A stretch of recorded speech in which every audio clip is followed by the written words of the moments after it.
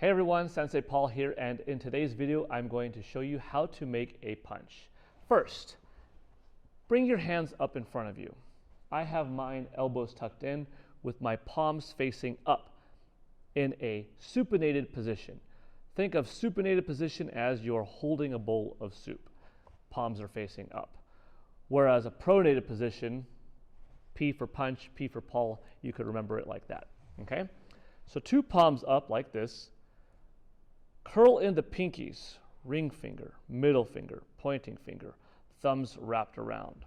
Okay, right here, let me show you how I did that.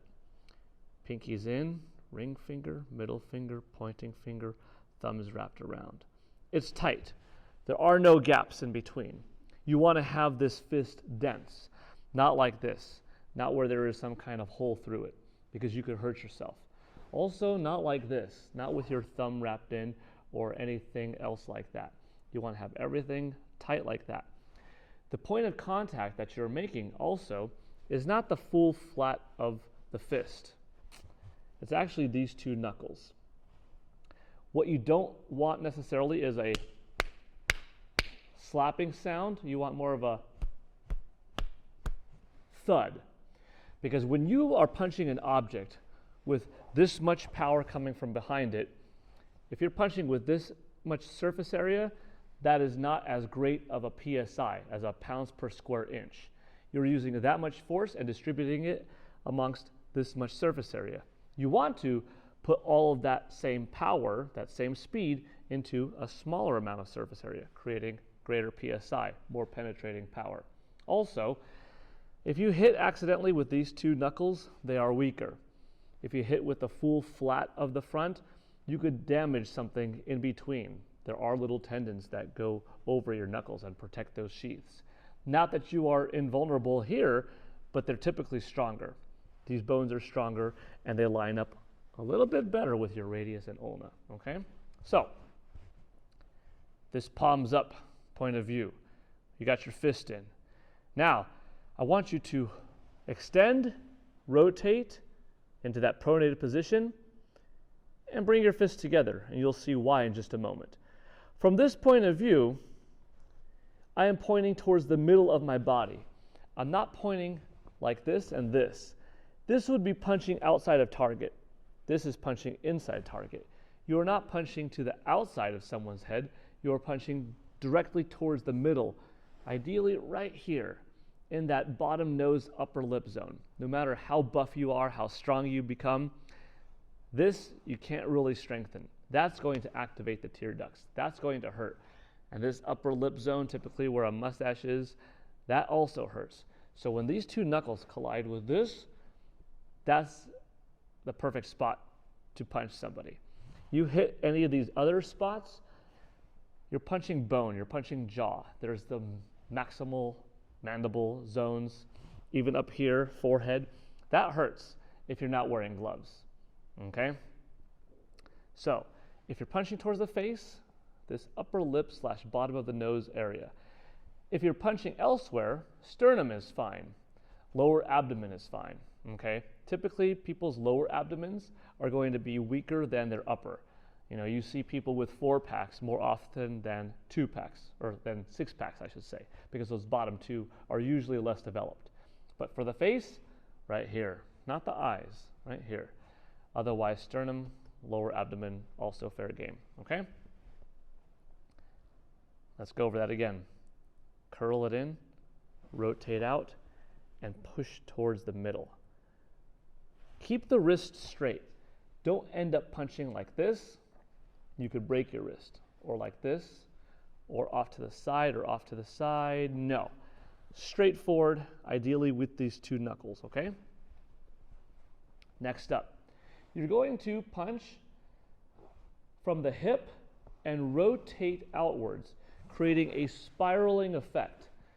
You will go faster punching, rotating, than you will if you only stayed like this, or if you started off only like this.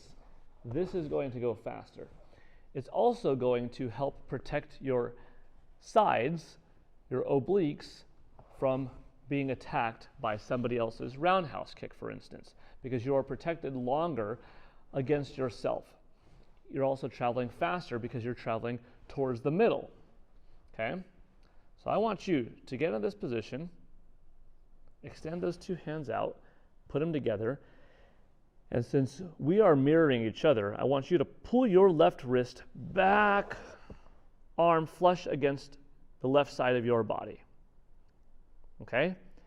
And I want you to imagine a pole right in front of you.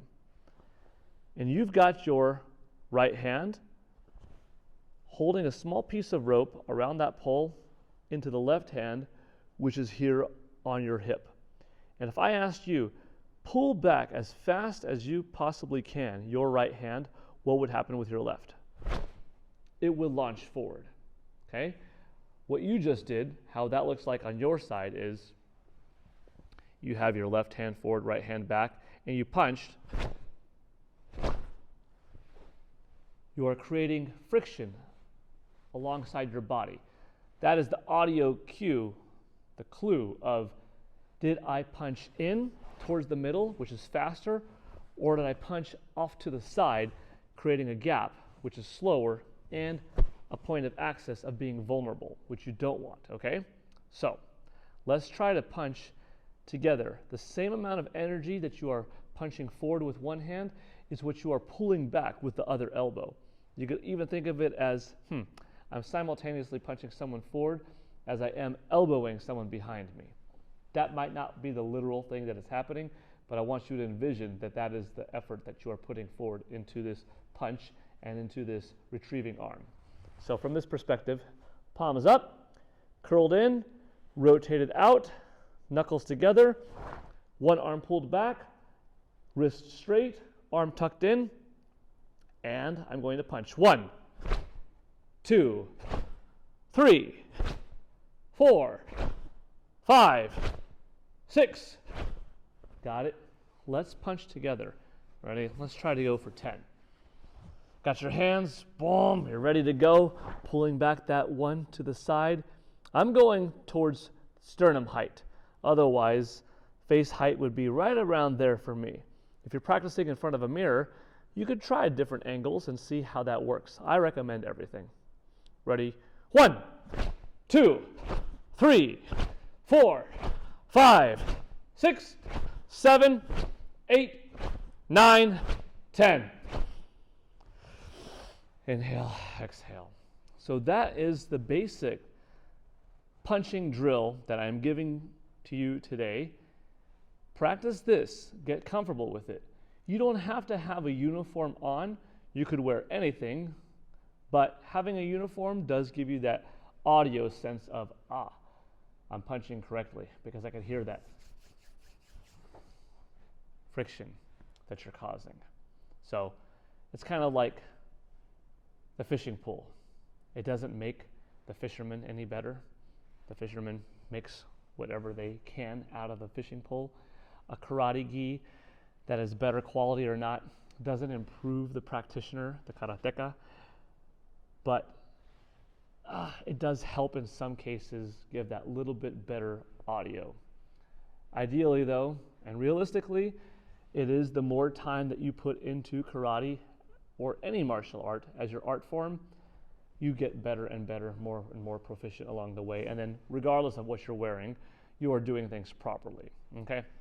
But hopefully you enjoyed this little tutorial of our punching drill. See you next time. Bye.